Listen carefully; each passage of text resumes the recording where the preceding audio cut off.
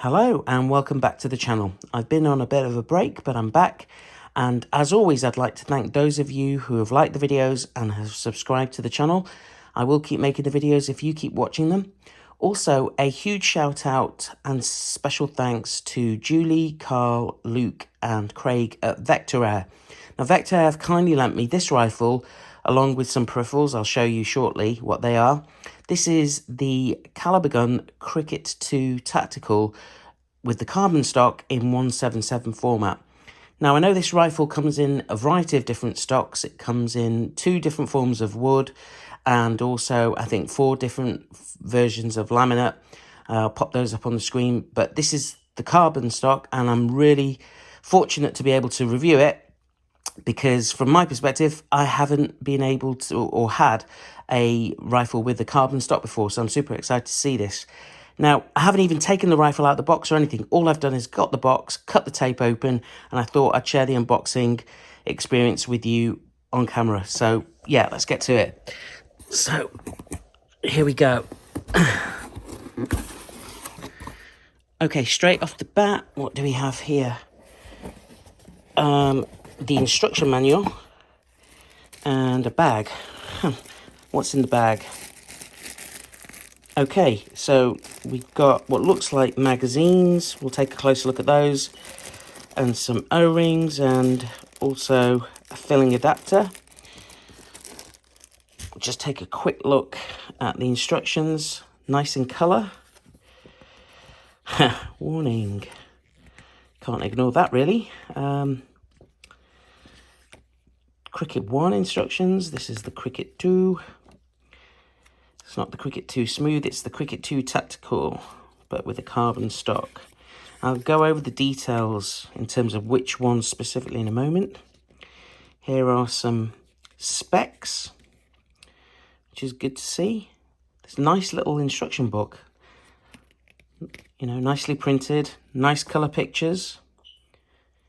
Preparation, loading the pellets into the magazine, which are very simple because it's a very Viroc, very Edgun R5M or Lelia magazine type.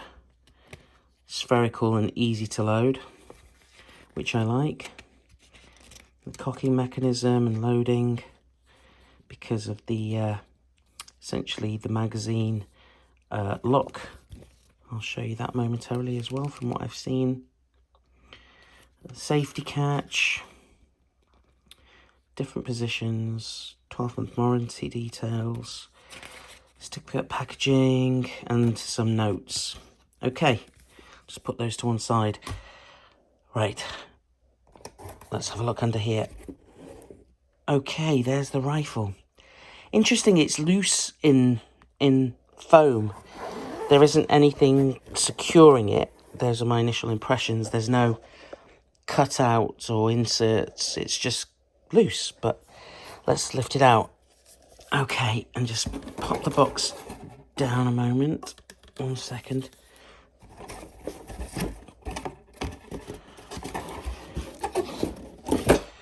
There we go. Okay, so here's the rifle.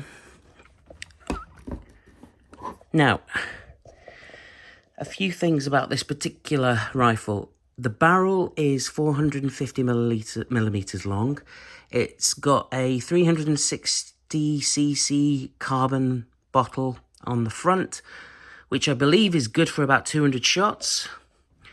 It's got a pick rail on the top, which has got 20 MOA on it. I'm just kind of saying specifications from what I can see. It's obviously got the carbon stock on it, which it feels really nice. By the way, initial impressions.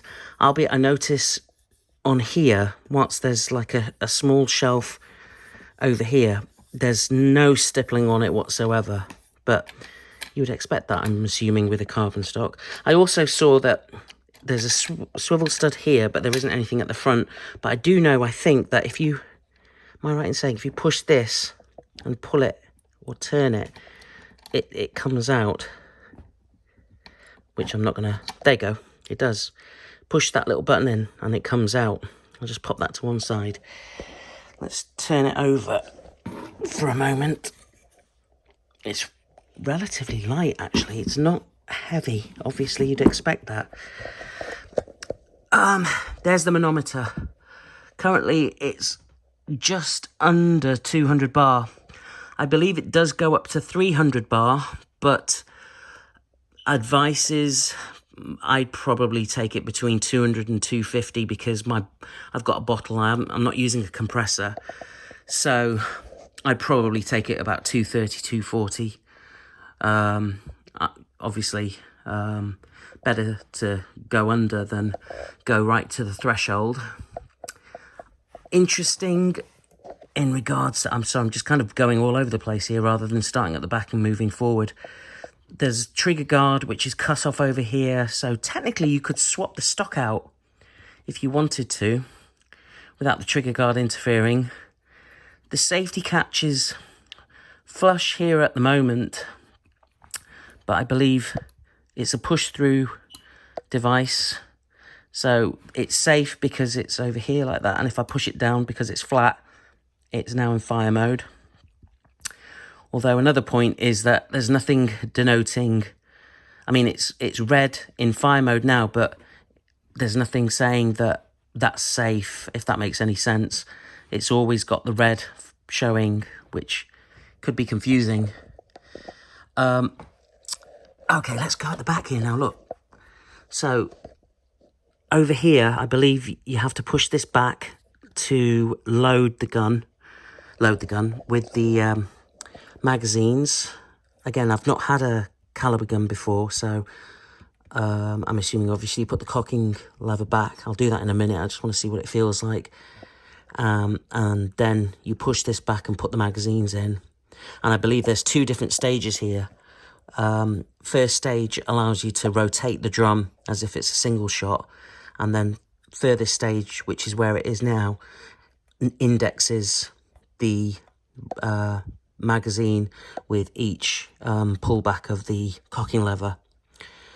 Over here, I believe there is something that protrudes or extends outwards when the cocking lever's out to tell you that the rifle is in a position where it's going to fire.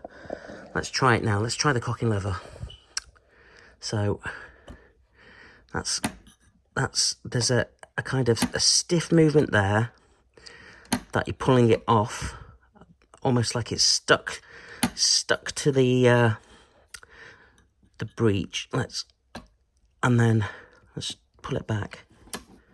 That's relatively smooth. I did feel a bit stiff. And then, look at the back over here. There's an extension that's popped out to say it's primed, ready to fire. Let's see if it goes back in if I put this back. Right, so I've put it back, but no, that says it's primed, ready to fire. Let's hear it now without a silencer.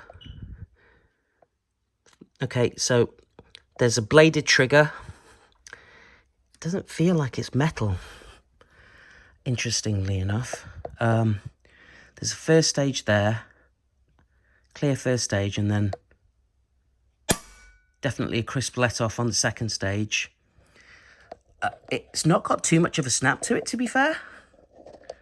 I mean, it'll be interesting to see how a silencer affects the sound, and also whether or not it has any effect on the harmonics of the barrel and its accuracy. Something I've been quite mindful of recently is putting silencers on rifles and ascertaining if they need them or not, because sometimes rifles actually don't need the silencers at the cost of sound versus accuracy. But obviously if you're shooting for hunting or backyard garden purposes, then you're going to want to have a silencer. But this, as far as I'm concerned, is not too loud without a silencer. What other observations can we see just before we look at the magazine? There's cutouts over here with almost like what feels like, yeah, ball bearings underneath here, which you put the magazines in. There's a front mounted Picatinny rail. I just wish something like this would go across the entirety of the bottle rather than just cut dead there, because that way you get better weight distribution when you front mount a bipod rather than mount it so close to the trigger and subsequently the grip. But in terms of visuals for a bullpup, it's got a feeling of one of my old the AGT Vulcan II, visually from a standoff point, but with the carbon stock, it just looks really handsome. Really, really handsome. What gorgeous rifle. And also weight-wise, I'm just holding it up. I haven't got the spec weight in front of me, but it doesn't feel that weighty, to be fair. Let's just have a look in the instructions again. What are we on for the Cricket II Tactical? Overall weight is 3.8 kilograms, which I imagine it's going to be slightly less because it's the carbon stock. Now, as I mentioned, this is the 177 version, which has the 360cc bottle on it with roughly 200 shots. Now, the magazines, let's have a look at those whilst we've got them here, because I've heard that these are all metal as well. Yeah.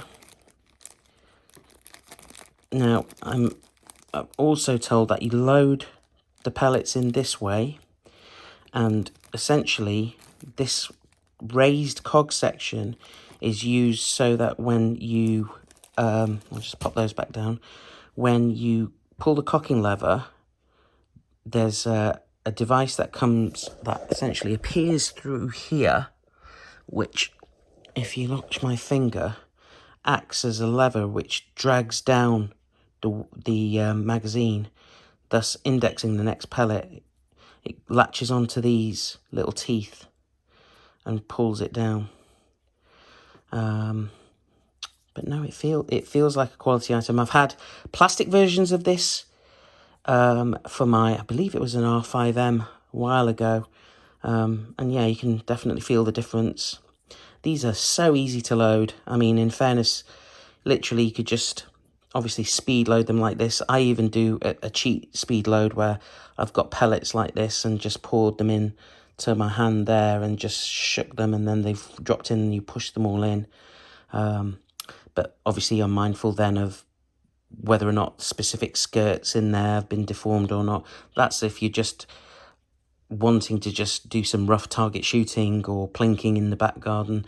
It doesn't matter really, but if you want specific accuracy, you'll obviously take each pellet, ideally check its skirt, check its weight, and then you'd load it. And then this magazine, along with this method over here, in I believe the second form, which I'm not going to adjust now, I'm going to do it when it's cocked. If you push it to its first stage over here rather than against the end here, allows you to manually rotate the magazine as if it's a single shot mag. But yeah, initial impressions are it's a very, very nice rifle. Visually looks very nice, weight-wise really nice. I like the fact that these magazines, I'm assuming, let's just see if they fit in here. Yeah, they go in, and they snap in, and then they come out. It's ambidextrous. There we go. Is it ambidextrous? It is ambidextrous. Yeah.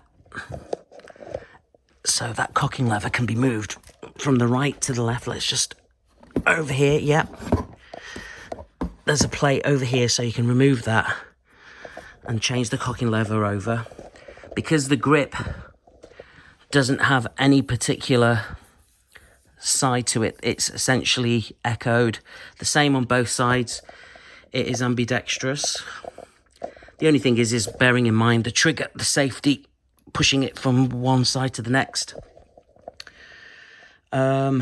I also find it bizarre that there's a swivel stud at the front, but at the back, but not at the front. Swivel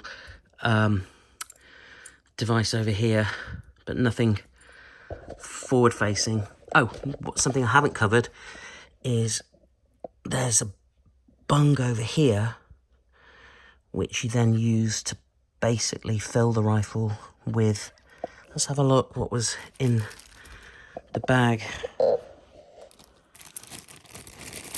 Now, is this one that has got... Yes, it has. Brilliant. So this one has already got a machined end on it, so it doesn't need to be screwed on to a adapter which allows you to plug it into one of the quick couplers or Foster fills. Essentially, you can just plug it onto one of those quick coupler Foster fill adapters and then basically plug it onto that and then push it in, and away you go. Fill it up to the desired level. Like I said, it's listed as 300 bar, but I wouldn't go that far, just from a precautionary measure. But yeah, overall, very nice. A couple of other things to mention just before we close this off. I've also got a Vector Optics Veyron 6-24 by 44. It's an IR scope. I'm going to be mounting it with that. I've also got a Apollo bipod, which I'm going to try out with this and see how that works. I'll also try it without this. Try it on a bag. Get that out. Do another follow-up video, obviously, once I've had time to test it out. See how that makes a difference. And also somewhere here are, just forgot to mention, adjustable mounts, and an Hug It Atom silencer. So it's not going to add too much length, but I've been told that this rifle likes this silencer. So let's see how that works out. But yeah, overall, I'm very excited to try this out. And again, thank you very much, Vector Air, for loaning me this rifle for review purposes. I'm going to be very excited to see how this performs. I've heard some good things about the KalibreGun Cricket II Tactical, and let's see how it pans out. And you know, from my perspective, I will be open and honest with my results so that you can benefit from the experience I've gone through with this rifle. But for now, thank you very much, everybody. I'm back after the break. Like I said, thank you to all of you who have liked and subscribed to the channel. I'll keep making them if you keep watching them. Please stay tuned for the follow-up video with the KalibrGun Cricket II Tactical with the carbon stock in 177. And I will be back for more videos very, very soon. Until then, take care, stay safe, and thank you very much. Bye-bye.